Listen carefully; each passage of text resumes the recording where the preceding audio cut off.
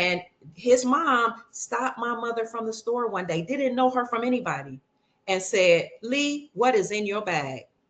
And my mom said, beer.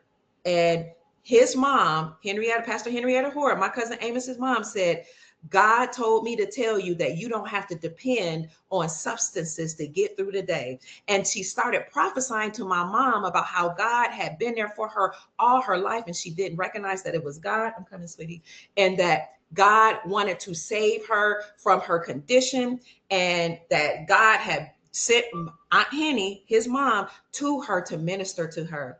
That day, Aunt Henny, Amos Horde's mom, came to the living room in our house, sat on the floor. We didn't have furniture. We were poor, broke, living in the projects with my mom's 5 kids all around her, and taught us about the love of God. And she said, I would not be a good woman if I just told you need God and you need Jesus without helping you. So she brought Pastor Lattimore, elect Lady Lattimore, called her over there with her, and they paid our electric bill. They paid for us to have food. They paid for us to have clothes. They paid for us to have things that we didn't have in that little project apartment on called Farley Square Apartments in Portsmouth, Ohio, sitting on the floor.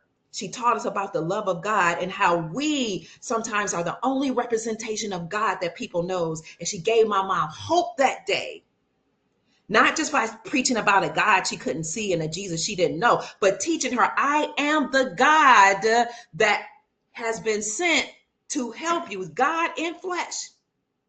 And she taught my mother how to parent without stress, without anger, without, beating us. And that led to us going to the church, the house of God. That led us to changing our whole lives, the trajectory of our life.